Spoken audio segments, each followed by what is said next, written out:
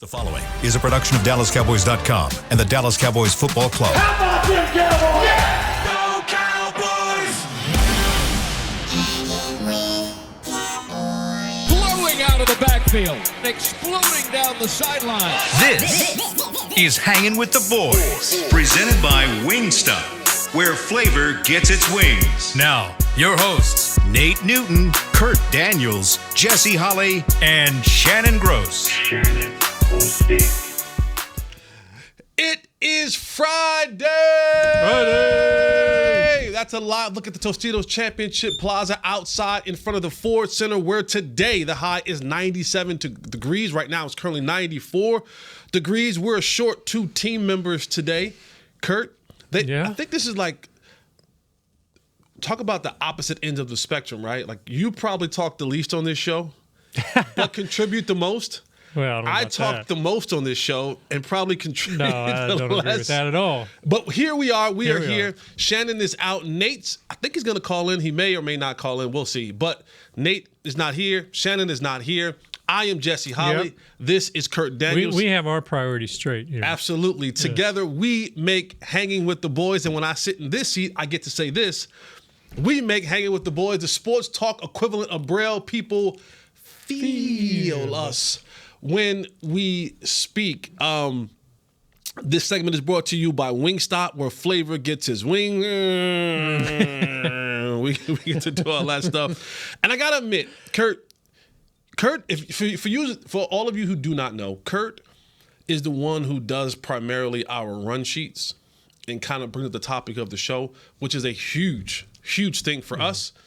Even though we don't always stay on task, we don't always... Just suggestions. We can go anywhere. We don't always stay on task, but I looked at it today, and I was like, this might be one of the best ones Kurt has done. Oh, like, this is jam-packed with... I don't even know we're going to... Just you and I don't know we're going to get through all of this. Well, it's that filled with...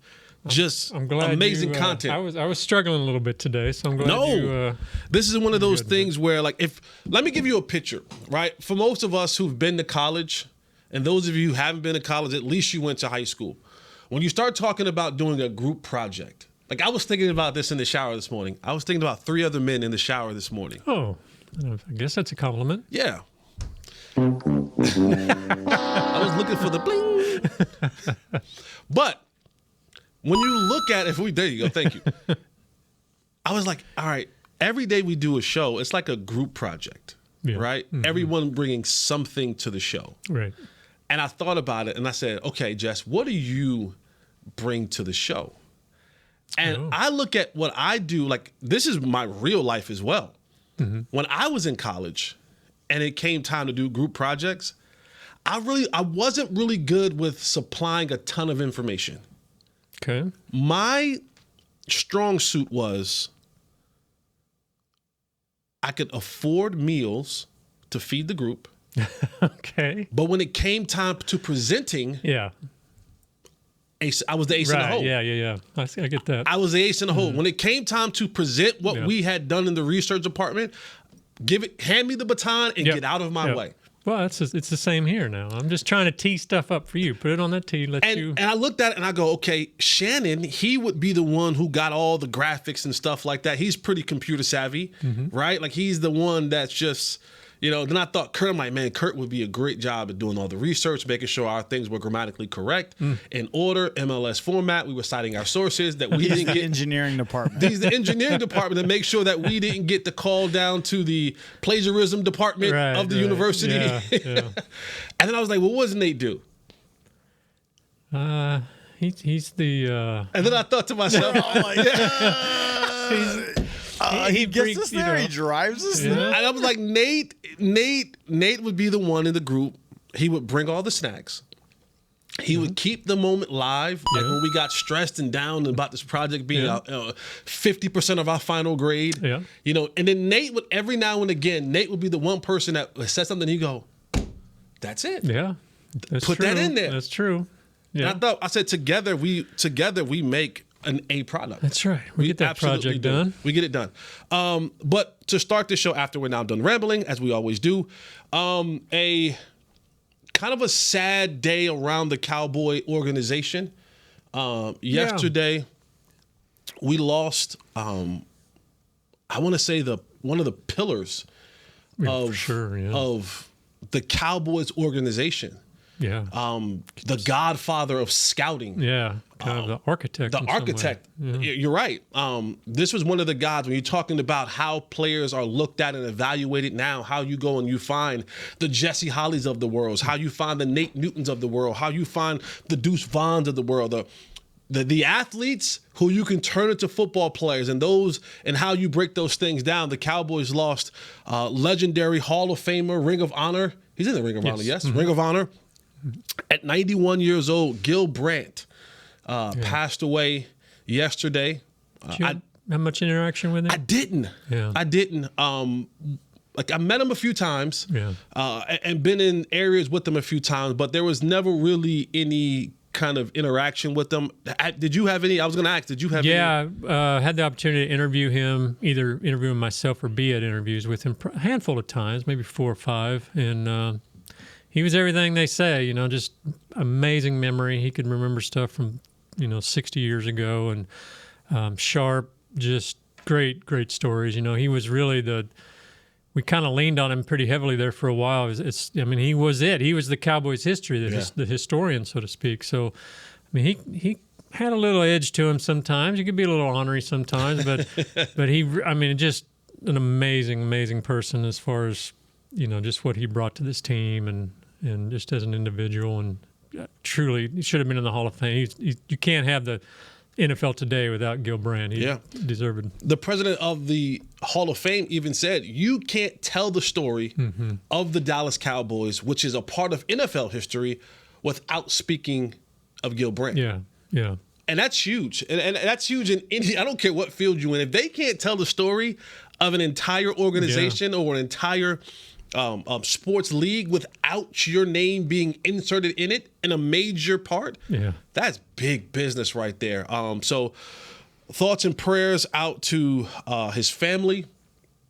Yeah. And even we would see him around here. I would see him around here, and you think 91 years old, that's a lot. It's up there. Right? That's up there, but to your point, he was still maybe up to like a year or so ago.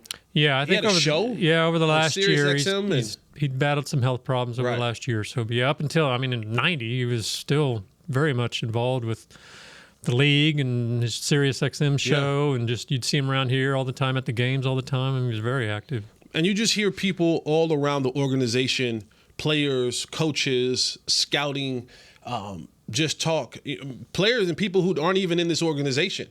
Dane Brugler, who's a guy who's becoming almost the lead person when you look at what scouting is. Brian Broaddus is one of those guys, and you just hear the stories upon stories.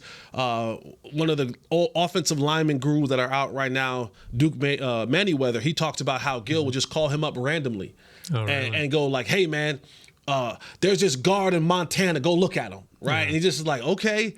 and just to be still that much into the game at such a late, age, he was still tuned in, still looking underneath every rock, and you just, that's a testament to who he is. That's a testament to how far the league has come, because it's guys like Gil Brandt who go and find, the DeMarcus Wares in Troy. Oh yeah, right. It's those finding those he uncovered those diamond in the roughs. Yeah, exactly. The Drew Pearson, Pearsons, Cliff Harris, yeah, Too Tall, Jethro Pugh. He was really one of the first to kind of enter that HBCU scene and kind of draft a lot of guys. Cowboys rosters littered with great players from HBCUs way before a lot of the other teams were doing. He really created quite the network across the country. It was just amazing. No. So, again, thoughts and prayers to the Brandt family as we lost a legend of football, not just a Cowboy football, but of football in general. And kind of to stay on the same pace, you put in the notes, 80% of the Cowboys roster is homegrown. Yeah. That's big. That is. Either drafted or undrafted free agents, that sort of thing. Yeah, that's crazy. Because one of the things that we always get a chance to talk about is development. You hear it all the time. Development. And the teams who are able to have success in this salary cap driven league now, it's you have to hit on the 4th round pick quarterback, right? Yeah. Mm-hmm. You have to hit on the undrafted free agent. You got to hit on those late round guys. You the percentages of you hitting on the Micah Parsons that are drafted at number 12 overall is it's still a 50-50 crapshoot, but it's a little the percentages on the 50-50 is greater on the upside. Right? It's when you can go into those later rounds and discover those other players. And I mean, talk about scouting, that's a testament and a credit to guys like Chris and Chris and Will McClay. Yeah, Will McClay, yeah. And all the guys in his department. Because, I mean, you've been around here, Kurt. I mean, there's players and from all over. Yeah, it's pretty amazing because you see, like, it's the top, 8 to 10 guys that take up the bulk of your salary cap. Those guys are getting paid, and you can't pay those guys. You can't pay upcoming CeeDee Lamb or Micah Parsons he's gonna break the bank.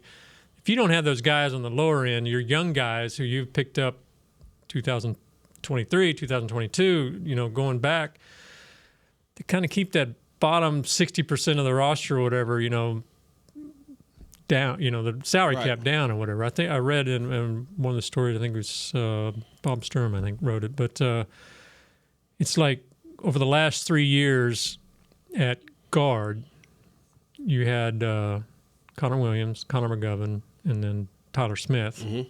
Combined, they made like $9 million in those 3 years. That allows you to pay Zach Martin on the other side $9 million per year. So it's that kind of great drafting from those guys that's helped them build this roster and kind of build that success under McCarthy, especially.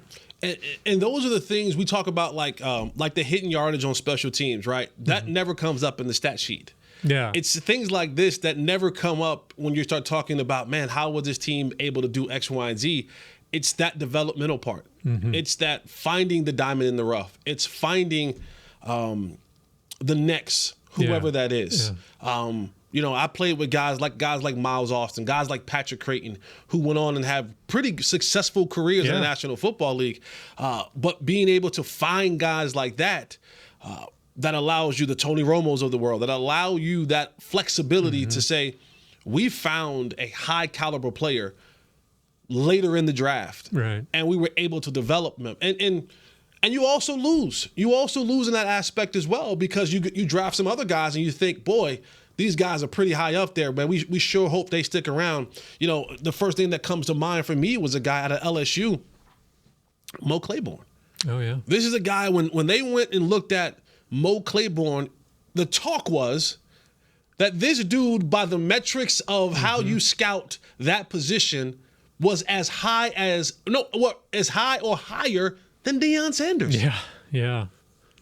Then Deion every team had him up there, yeah. Deion Sanders, that might have been a stretch, but still. That was the conversation. They were saying by the metrics, right? When you look at the speed, the athleticism, the size, the times, they were like, this dude is kind of grading out. Mm-hmm. He's grading out. Now, I'm not saying he was the player that Deion was, but I'm saying by the metrics of how they grade players. There's one day we need to have Will McClay come in and show us how that grading system goes and how things are kind of worked through from the scouting department. But everyone's like, this is a hit. Right. Mo Claiborne, when you draft him, this is your cornerstone defensive back for the next decade. Right. And then you do when everyone's like, and then it doesn't pan out. No. It doesn't pan out. And so, But like you said, it wasn't the Cowboys' really mistake. Every other team would have drafted. Every other team would have drafted, right. Every other team who needed a cornerback in that spot, Mo Claiborne was high on their board. If not the first player on their board, he was up there. Yeah. And that is literally the crapshoot when you're talking about drafting and then being able to retain these players and help develop them. There was another stat, and I heard this, and I wasn't able to verify it, but I heard that the Cowboys have the most players in the NFL overall that they've drafted still. Like, they may be in Washington now or Chicago, but there are more Cowboys players or players that have been drafted by the Cowboys in the NFL than any other team. I wish I could get that verified, but I heard that, that again goes to how well job Will McClay's doing and his staff, and even Stephen Jones and Jerry Jones for giving them the I guess listening to that advice and the work done. I mean, you can look at a team look at the Cowboys this year defensively, right? Like the Cowboys went into training camp and you thought to yourself, boy, this is a pretty stacked team. Mm-hmm. No matter who they drafted, you start with Micah and Tank, and you had Hankins, and you had Golston. I mean, you had so many different players on LVE, Damone Clark. You had Jaron Curse and Donovan Wilson and Malik Hooker and Trayvon Diggs and Stephon. I mean, you go, what do you have to do to crack this lineup? Right. What do you have to do? They can. You can't. Your number one pick is gonna, Mozzie, maybe a backup. I'm not saying that Mozzie's not a good player. Right. But Mozzie kind of fits in the mold simply because of draft status. Mm-hmm. Right. Because you were a first round pick. Yeah.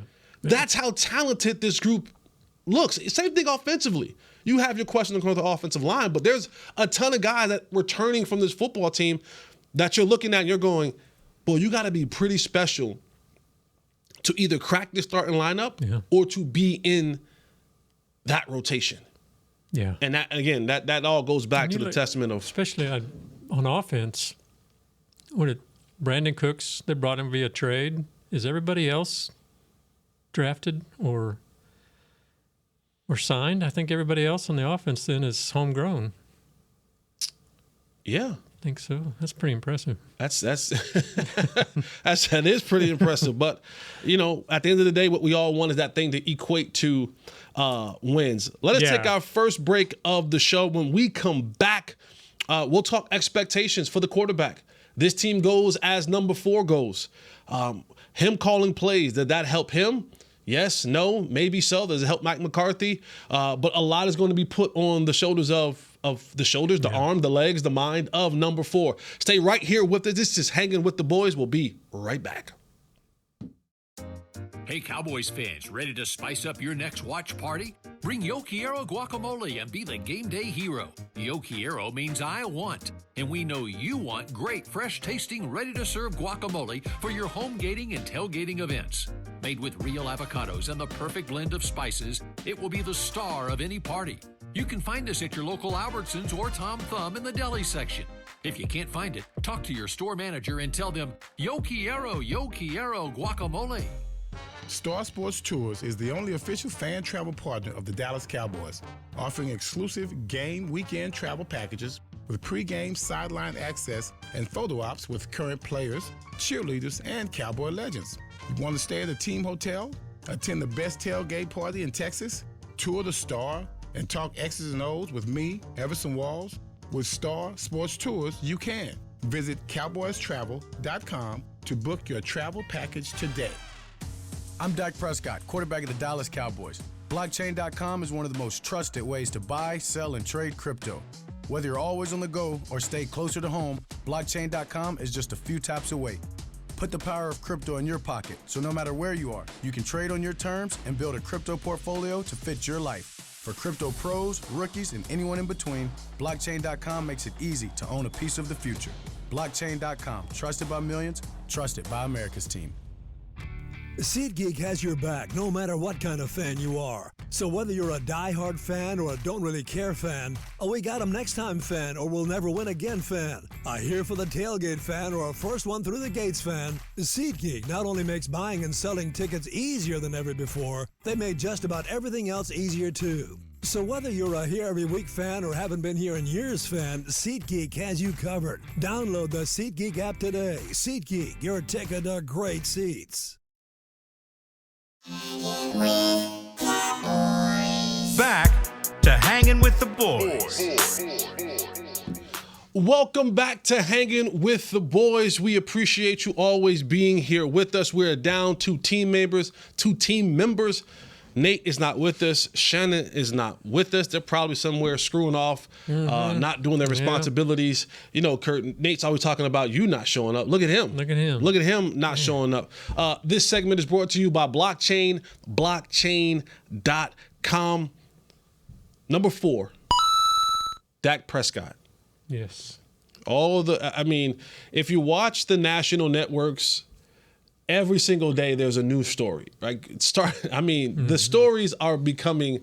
I don't think I've ever. I shouldn't say ever because I haven't been around forever. Since I've been covering or been a part of the Cowboys organization, whether that be player and or media contributor, I don't think there's been a player that has had more scrutiny, more stories, more scenarios, more things talked about than Dak Prescott. Yeah. It's part of quarterback in America's team, But it's you've been around. up. You've been around. How long you been here? Well, I've been here since 2008, but I've been a Cowboys fan, So you've been here. You've been a part of a lot of quarterbacks. Mm-hmm. Troy. You can even say there was a time where the other quarterbacks that came through here was not noteworthy to even talk about. But Troy and then Romo. This is a lot. Yeah. This is at times I go, this is too much for one man to. He handles it well. He though, does, which is impressive. But yeah, it's you got to win, and that's the one thing that's kind of have been missed. But as far as every other aspect of it, his leadership, his mental, strength, his stats he's put up. He's been right there. And so we look at last season, and last season is going to hang over his head until he shows otherwise. Right. That is just what it is. They're going to hang those stats. They're going to hang those 15 interceptions? Yeah. 15 interceptions. And you talk about he missed the first 5 games of the season. So you're talking about 15 interceptions in an 11-12 game stretch, including the playoffs as well. But that's going to hang over his head. That is forever. I shouldn't say forever. That is going to be at least a season-long worth of cloud. Yeah. Unless he has to come out the gate humming. Even coming out the gate, think about this. New York Giants, they're playing down there, and let's just say Dak goes 1 for 1, right? 1 touchdown, 1 interception. Mm-hmm. And they win. Okay. They beat the Giants, but they beat the Giants by 3. They're going to bring up, there's another interception. Probably. He didn't dominate the game. Yeah. All this talent, all this. You feel what I'm saying? He's going to have to have one of those seasons for the entire season that it kind of puts him in a conversation, maybe in the MVP conversation before people really start saying, that was more of an anomaly than. Yeah, that's the question. And I'd be interested to see what you think. Was last year the exception, or is that going to be the new rule? I hope it was an exception. Yeah. We all hope that. We all hope it. We all hope, but we don't know. Yeah, like you said, until he takes the field and proves it wrong. Now, history will say, if we because we like to sometimes use history. History will say that last year was just a blip. Yeah, it was one of those things where you could be having everything going for you, but every once in a while you just suck. It just happens, right? You can be the smartest person in the world. You can be the whatever, and you'll have a moment where you just go, screw that one up. Yeah. And the thing that I didn't like about last year, it was if there was ever a time, and Dak has been almost flawless when it's come to taking criticism, responding to criticism, and all those other things. But every week he got into this groove of, I'm going to be better. I'm going to be better. Yeah. It's not going to happen. It's not going to happen. And then it kept happening. Mm-hmm. I think that was the thing that people were like, it bothered me. Yeah, I agree. But it's kind of one of those things like, what else is he supposed to say, get up there and say, yeah, I suck. And, well, we're just, I don't know how else he can respond to those questions. I know. But yeah. But I think when you look at, and to his credit, Dak didn't have much last year as weapons. No. Right? You had Zeke, who was Zeke. Yeah. Short yardage Zeke. Mm-hmm. Tony Pollard, even in his goodness, was still a reserve. It was still part-time what he was able to do. Mm-hmm. CD was CD. Yeah. And then you had the other parts around him that was, again, you were throwing to Noah Brown and Dennis Houston and a limping, and Michael Parsons. Michael Gallup has come out and said, man, I was there physically, but I wasn't there mentally. Yeah. I was off. And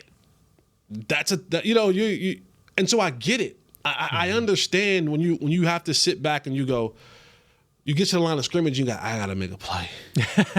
Yeah. Right? You go, I got to make a play. Try to do too much. I got to make a play, man. Like, this thing ain't going well. I got to make a play. And you put one where it's not supposed to go. Or you're throwing it to a guy and it bounces off his shoulder pads. Or you and the other guy are not on the same page. And now you're trying to, maybe, I'm not saying that he is, or he was, maybe you're trying to overcome coaching at times. Yeah. Maybe the OC wasn't giving you the goods to kind of really be successful. Yeah. And I have my thoughts about how that offense of scheme hurt Dak. But this is going to be a big year for him, Kurt. It is. And I think at this point, we would all agree that Dak is a quarterback that if he has the tools around him, he can shine. But he may not be quite that Patrick Mahomes, Aaron Rodgers, who's going to carry the team forward. And so that might have been what we saw last year, where he didn't have as many threat options in the receiving core. The offensive line was a little banged up, that sort of thing. This year it looks like he's got it. On paper, it looks like he's got it. Right. Receivers look strong. There's questions about tight end. They're a young group, but they look promising. Offensive line, those 5 guys are healthy. Let's go. We're in great shape. And you hope Pollard and the rest of them can get the job done. So with that, and then maybe on top of that, what you were saying with the offensive scheme, it really sounds like McCarthy and Schottenheimer kind of getting this more in maybe Dak's wheelhouse. And we saw that Dak came out and he called the final preseason game as the offensive coordinator for Will Grier. And Will Grier did a fantastic job. What do you think that moment, and I'll answer after you and what my thoughts on it, but what do you think that moment meant for Dak going into year 8? Yeah. This is year 8. Mm-hmm. At some point in time, you are who you are. Right. True. We talk about the trajectory, right? But the roller coaster goes clink, clink, clink, clink, clink, clink, clink, clink. Eventually, the drop is coming. Drop is fast too. Right. Like, let's take Tom Brady out of the equation. Right? We're talking about all timers, right? Let's take those guys out of the equation. Eventually, you get to the point, you get to the peak, to the precipice, and then. It isn't this thing where you go to kind of go like this. I've never seen a roller coaster go clink, clink, clink, clink, clink, and then flatten out and then go like this for a while. No. It go clink, clink, clink, clink, clink, clink, and then it goes down. So when you're talking about getting to year 8, that you are who you are, but what do you think having those moments where he can now sit into place where he has to now survey the field and call it from the sidelines? How does that help the relationship? How does that help him? I would think it would do nothing but help. It's a good teaching moment, and McCarthy was smart to let him do that. Now, if I'm a backup quarterback trying to, make a name for myself, I'm not sure I want that, whatever. But anyway, it was good for Dak. I think it was a good move. It was good for him to see it from that perspective and be able to call the plays.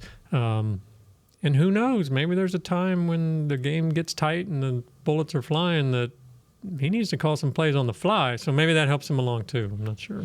Yeah, I agree with you. I thought that was a great mental exercise for him to see the game scenarios down in distance, even the ebb and flow of a game. Because there are some times in the game where you're just like, man, I just need the completion. Right? We just need something. Our energy isn't there. Our focus isn't there. We got 2 penalties back to back, or we jumped off sides, or we're backed up, and now we got to travel 95 yards, and things may not, we fumbled a play before, whatever it may be. I think those mental reps, standing on the sideline, gives you a little bit different perspective than when you're actually standing in the huddle. Because as a former athlete, very washed, former athlete. No. Let me be very clear with that. I woke up today and my back hurt for no reason. I woke up. I'm thankful that I woke up. Father Time's creeping in. Man. But from an athlete's perspective, at times we have this level of invincibility. Right. We have this level of that we can do it. We have this level of, as a receiver, we will always just tell a quarterback, just put it right here. And quarterback's like, hey, you know how tight that window is? And I'm like, if you just put it right, I promise you I'm going to.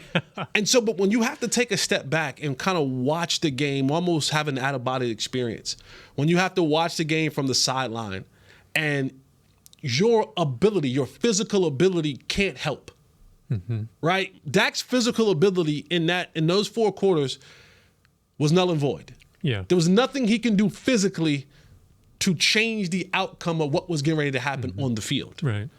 And I think when you couple that with the mental side of things, it gives him a better perspective and it gives him an outlook. And I think it also helps for Mike McCarthy. I think Mike McCarthy, as he's sitting there listening, and the camera would kind of pan to Mike McCarthy standing right next to Dak, and Dak would, have the, he'd have the paper up and he'd be calling the play in, and you'll see Mike go, okay. And I thought that was a lot of, let me see where his mind frame is at. Building a little trust, maybe. Let me see what he's thinking right here. Does his thinking match my thinking? Yeah. Are we in the same wheelhouse with this down and distance? Are we feeling the vibe of what's going on out here? Are we feeling what the quarterback is? Because sometimes your quarterback just may be off. Right. And the more you try to call plays where he has to be on, the deeper and deeper and deeper he goes into that off bag. And then the same thing in the reverse, when he's on, the play sheet now becomes so big, you're like, I call whatever I want. He's cooking right now. Right.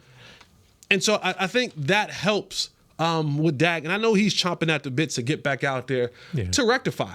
Yeah, for sure. Because no one wants that on their ledger when you're supposed to be the dude. Yeah. You know what I'm saying? And like you mentioned earlier, it's 8 years now. He's reaching that point where, it's time to prove. It's time to win. It's time to. We're tired of division round exits. It's got to be. We got to take that next step. Hopefully, he can finally do it this year. So. All right, we'll take our final break of the show. When we come back, we'll talk a little bit about the third-string quarterback. Can he help this football team in any way, shape, or form from a practice perspective? Yeah. Does he give you a good look there? We'll also talk about the Cowboys continue to rake in the dough. Forbes come out again and just take a wild guess. Take a wild guess. Yeah. Who is the most richest, expensive franchise in all of sports? That's why they can afford you and me, right? That's why they can afford me and you. That's why we got to take a break so we can pay some bills. Stay right here with us. This is Hanging with the Boys. We'll be right back. I'm Dak Prescott, quarterback of the Dallas Cowboys. And they snap it to Prescott, who looks right. It's not there. He escapes left. He'll run for a first down. Just like football, when it comes to crypto, it's important to have a team you can trust. With blockchain.com, I know I'm in good hands. Since 2011, they've been trusted by millions around the world to buy, sell, and trade cryptocurrency. Prescott's going to run this himself. Run it up the middle, and he scores. Whether you're new to crypto or an active trader, they've got you covered. What are you waiting for? Get started at blockchain.com. How's Wingstop sound? Crispy, juicy, classic wings. Made to order, cooked to perfection. And sauced and tossed in those 11 soul-satisfying flavors. Paired with hand-cut seasoned fries, house-made honey mustard, blue cheese, or signature Wingstop ranch. And, of course, spicy Cajun fried corn. I think you've heard enough. Get your flavor delivered at Wingstop.com. SeatGeek has your back no matter what kind of Cowboys fan you are. So whether you're a diehard fan or a don't really care fan, a we got 'em next time fan or we'll never win again fan, a here for the tailgate fan or a first one through the gates fan, SeatGeek not only makes buying and selling tickets easier than ever before, they make just about everything else easier too. So whether you're a here every week fan or haven't been here in years fan, SeatGeek has you covered. Download the SeatGeek app today. SeatGeek, your ticket to great Dallas Cowboys seats. James Wright here, your 2022 Dallas Cowboys Fan of the Year. You know how much I love my Cowboys, and I am thrilled to be talking to you about the 2023 Fan of the Year award presented by Captain Morgan. We're looking for the ultimate Cowboys fan to spice up the game. That means you eat, sleep, and breathe the Dallas Cowboys. If that's you, or if you know someone like me, then go to DallasCowboys.com/fan of the year, and you could win tickets to Super Bowl 58 and so much more. Enter today. Back to Hanging with the Boys. Welcome back to Hanging with the Boys. This segment is brought to you by Jigsaw, proud dating partners of the Dallas Cowboys. Find your date on Jigsaw. First date should be to a Cowboys game. There you go. If you can afford it. Better way. Well, If you go to Texas Live and hang out with Jesse and that too. That too. That may cost. That costs you on game days. Well, that's true. And that costs you on game days. Anything surrounding the Cowboys will cost you. The Cowboys, both mentally, physically, emotionally, and financially, comes at a cost. Comes at you. If you're it comes at a cost, and the dividends is showing again in the Forbes list. The Cowboys come in again as the richest franchise in all of sports, over $9 billion. I think number 2 is the Patriots at $7 billion, so they're got a good lead on them. I mean, it's crazy. And they can smell fresh cash. Yeah, it sounds like it. Even and I was looking into that. Like the Cowboys made like in revenue last year. Like think about like revenue means the money we raked in. Yeah. was it 1.1? 1.1 billion. 1.1 billion. Jerry is counting cash hand over fist. He is. It is remarkable. It is insane. Yeah, it is. I said the other day on my show, Unfiltered with Jesse Holly. Yes. Check it out. It's good. Thank you.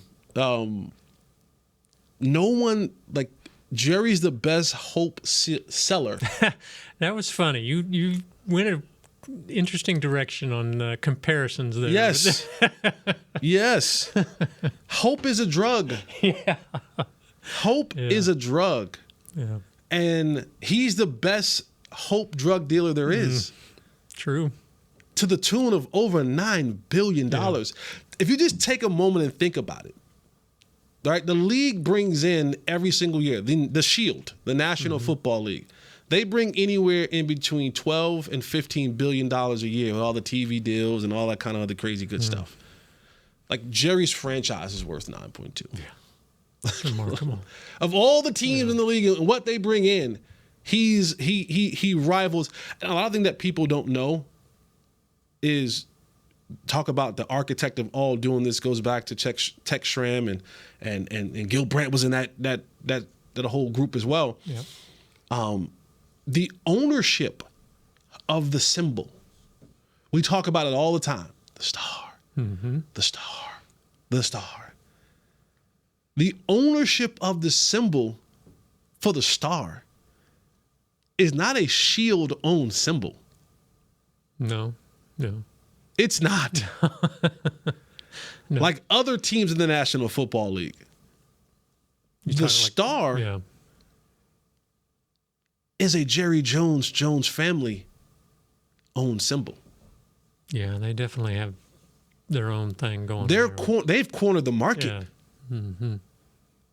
Usually percentages go out to team from the league from things like from selling mugs and bumper stickers, T-shirts and all that. Jerry said a long time ago. And it's because he went from a franchise that was bleeding money. Yeah. Yeah, they were losing hand over $1 million a month or something. $1 million a month. Yeah. It's crazy. To now making over $1 billion in a year in a football season. That's crazy. So, but that reminds me of something. I wanted to ask you something. Yes.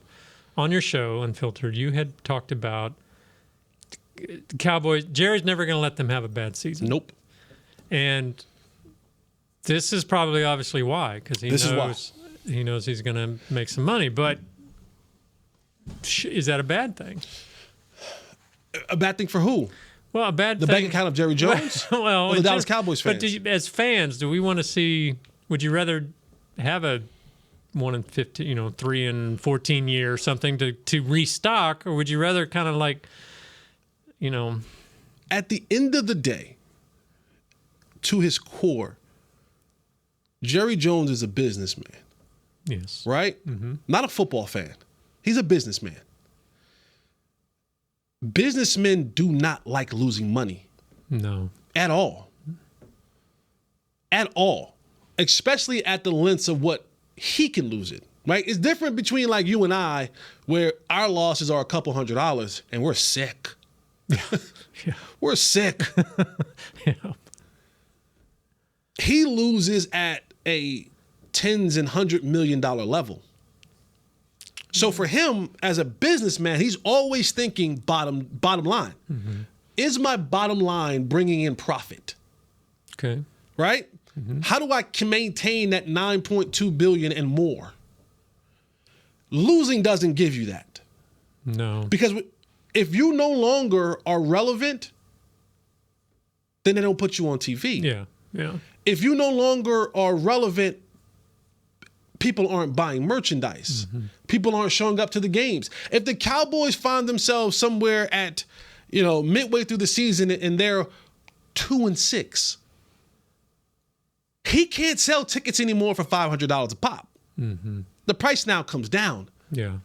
But at 8 games in the season, there's this, I told you before, there's this level of hope that's still there. Man, we're 5-3. Right. Yeah. We're 5-3. We're right there. We're second in the division. Ticket prices stay the same. Right?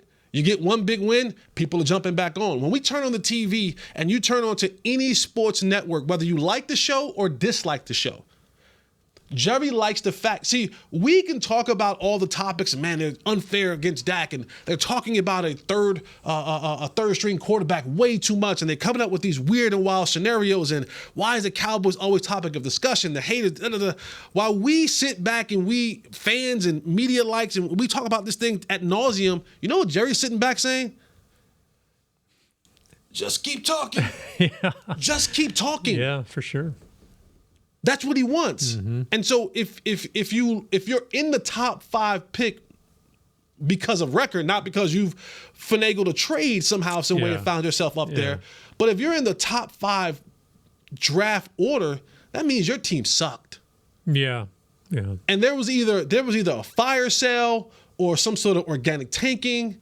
And when you begin the organic tank and you begin the fire sale, that didn't do well for business. No. Now, it may help in the long, because what does it take? Let me say, 1 year short term, if you can turn it around. Like Washington is a perfect example of a team that was, they were up there. They were selling out. They were one of the greatest franchises in the league, and now they just had decades of mediocrity, and they're at the bottom of the barrel practically now. But a lot of that based on front office, right? Yeah. They had terrible front office people. Yeah. So, but the Cowboys could withstand a down year if it meant rebuilding, but I don't know as fans we want that or not. I don't. But again, because all right, so you go down, there's no guarantee that the up is going to be as fast. Right? Because we talked about it earlier. I can go down and say, okay, who's the next, because you're only going down the top 5 to go get a quarterback. Right? You're only going to suck that bad because you want to reset at the quarterback position. Yeah.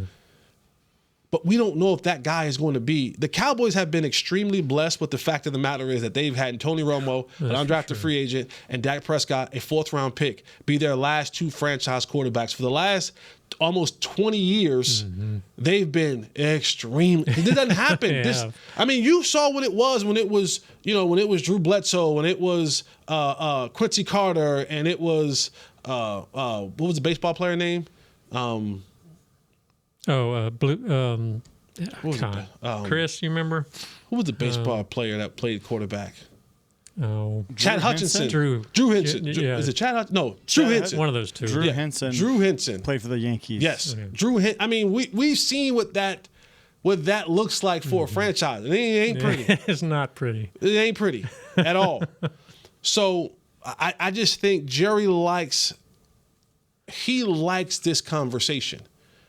I can't, it's easier for me to sell hope at a high price when I put out a roster like this and then my quarterback is in the top 10 conversation. My quarterback, if we're talking about now, our quarterback is Baker Mayfield. I don't care how good of a hope seller you are. Yeah.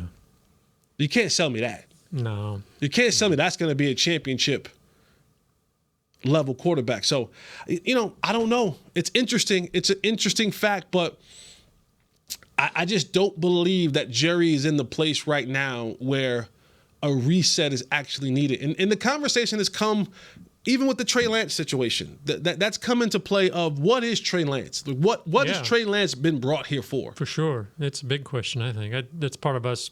Why did they make it? We had a hard time understanding why they did it. Right. And you can look at it and you can say, okay, there are some intangibles there, right? A guy goes the number 3 pick overall, despite whatever they gave up for him, the Niners gave up for him to get him out of North Dakota State. Despite him not having a ton of starts there and, a history of success that equates to you drafting him that high. Yeah. But if there's any team that looks up and go, we've had some pretty good success with guys who had talent and may not have been, given the right opportunities, whatever, when they came to us, boom, it worked. Yeah. And for Trey Lance, this can be another situation where if we can hit on this, I don't know if he's going to hit or not. We won't know unless there's a significant injury. True. We won't know this year. Yeah. If everything goes according to plan, we won't know. We won't know. Yeah. We won't even know. If we're being totally honest with the way Dak Prescott's contract is set up, we won't know for a couple years. No, that's the thing. He'll never see the field if all goes according to plan. So is he your long-term backup? I mean, what's the end game, I guess? But, because at the end of the day, we all know what the numbers are for Dak Prescott, and those numbers are steep. Right. And the only way you kind of really come out of that one alive is you give the extension. Yeah. That's really the only way you can kind of work this thing out. And your hope is that by the end of that extension, we've decided that this is the guy we're going to go forward with. Yeah. And you hope that the things have developed. And I don't know if Mike McCarthy will be here or it'll be Dan Quinn's team or whoever might be in the building at that particular time as the head coach. That's another thing's going to play a factor into it, because if Mike McCarthy leaves and the next guy comes in, there is this thing of that's not really my guy. Yeah, I'm not, that's not my guy. And then my system that I'm running, it doesn't fit that system. And what you thought looked like this, we're looking like that. And I have another guy that I want to bring in, and his name's not Trey Lance. And so there's, what I'm saying? There's a couple of things that kind of play into that, because Trey Lance, he still has 2 years left this year and next year on his rookie deal. They're not picking up the 5th year. No. And if things don't go the right way for Mike McCarthy this year, record-wise, success-wise in the playoffs, he could be gone. Right. So there's a lot of things that factor into that. But maybe Trey Lance can help them at some point in time doing practices when you're talking about, because when you look at the division, and it's always starts with the division, we have to win the division first. Yes. Sam Howell's the quarterback at the Commanders. I've watched Sam Howell for a long time, Tar Heel. Sam Howell is not just a throwing quarterback. He's athletic. Okay. Very athletic. Daniel Jones, very athletic. Run. And we know what Jalen Hurts is. Yep. So the way that you can get a look at that is having a guy like Trey Lance. As much as Cooper Rush wants to be whatever he wants to be, he ain't athletic. No. That ain't in his wheelhouse. So the scout team guys really can, I guess, play a part in that. Yeah. I mean, your job is to give the most realistic look that you can possibly give. Yeah. And with Trey Lance's skill and his ability, his natural ability and his athleticism, it's going to be great for a guy like, a lot of times last year, guys would kind of play against Jalen Hurts and think one thing, and before you know it, the quickness, it beats them. Mm-hmm. They're supposed to have outside containment, and they get lost. Yeah. So having that look every day in practice gives you a more readiness as you head into these football games. So, all right, man. Contribute somehow. He'll contribute. I mean, you whatever. He will have a significant role in getting the starters ready defensively, and on top of that, like, he has a live arm. Okay. Yeah. Right. So like you're not getting some guy who, like, you're not getting the guy who's just happy to be here. You know what I'm saying? Yeah, you're not getting the guy who's just saying like, man, shoot, I'm gonna take this $200K. He's motivated. Yeah. He's a motivated guy. He's a guy who has some NFL starts. He's a guy who has at least the the physical traits to be a starting quarterback. Right. And that's going to help this defense throughout the year. Good. All right, that's it for us. Happy college football weekend to all. Yeah. Go Tar Heels. Who are they playing? We are playing South Carolina, the Battle of the Carolinas. There's only one. That's us. For Shannon, for Nate, for Kurt, yes, sir. For Chris in the back, for all of you at home, thank you for rocking with us. This is Hanging with the Boys. We out. This has been a production of DallasCowboys.com and the Dallas Cowboys Football Club. How about this, Cowboys? Yeah!